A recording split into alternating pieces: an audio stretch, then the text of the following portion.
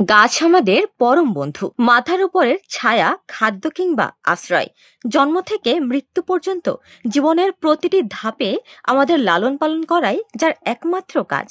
তাহলে পরোপকারী সেই গাছের সাথে এ কেমন শত্রুতা? ব্যক্তিগত শত্রুতার জের ধরে রাতের আধারে শতাধিক বাগানের আম গাছ ও নার্সারির 400 লিচু গাছ কেটে ফেলেছে মানুষরূপী এক পশু। অভিযুক্ত দৃষ্টান্তমূলক শাস্তির দাবি জানিয়েছেন এলাকাবাসী। আমরা সকালবেলা এখানে আসছি, আসার পর আমরা দেখলাম যে এখানে প্রায় 4 থেকে 500 লিচু চারার মতো ক্ষতিগ্রস্ত হয়েছে।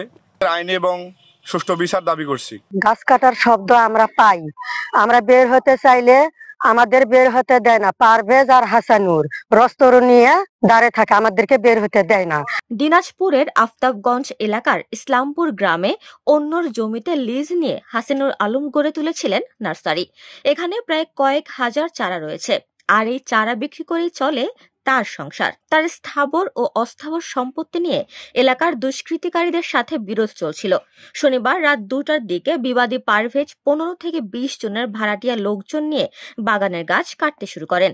এতে আনুমানিক লক্ষাধিক টাকার ক্ষতি হয়েছে। ক্ষতিপূরণ সহ তিনি এর দৃষ্টান্তমূলক শাস্তির দাবি জানান। অভিযুক্ত পারভেজ বিষয়টি অস্বীকার করে বলেন, হাসিনুল বাগানের গাছ নিজে কেটে তাকে ফাঁসানোর চেষ্টা করছেন। রাতের অন্ধকারে আসি, ক্ষয়ক্ষতি প্রায় 400 মতন লেচুর চারা ক্ষতি করেছি। আবার ঘিরে টিরে ভাঙি লেচুর চারা 400-500 ভাঙছি, উড়ি ফেলছি।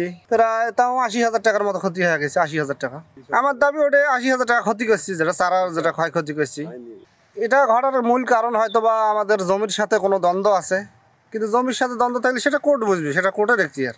কিন্তু তাই উল্টো আর আমাদের চারার উৎপাদনের নার্সারিতে আসি তো এইভাবে হুড়জুড় করাটা তো ঠিক নয়। এই কাজ জেনে শুনে পারভেজ করেছেন, তার বিচার হওয়া দরকার বলে জানিয়েছেন ইউপি চেয়ারম্যান। এটা একটা ন্যাক্কারজনক কাজ, মানে আমার জমিতেই করতেছে ও, হ্যাঁ, ও নিজস্ব ভাবে ওটা করে, তার একটা বিরাট একটা ক্ষতি সাধন করিল। এই কাজটা ঠিক হয় নাই তো।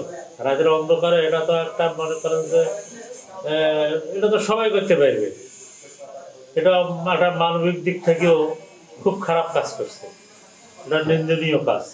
এ বিষয়ে নবাবগঞ্জের আফতাবগঞ্জ পুলিশ ফাঁড়িতে একটি অভিযোগ দায়ের করা হয়েছে। তবে হাসিনুর ও পারভেজের মধ্যে দীর্ঘদিন থেকে জমি জমা সংক্রান্ত বিরোধ চলে আসছে।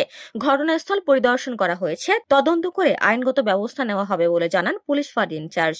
অভিযোগ তো যাদের গাছ কাটছে তারা দিছে, ওখানে দুইটা গ্রুপের মধ্যে দ্বন্দ্ব।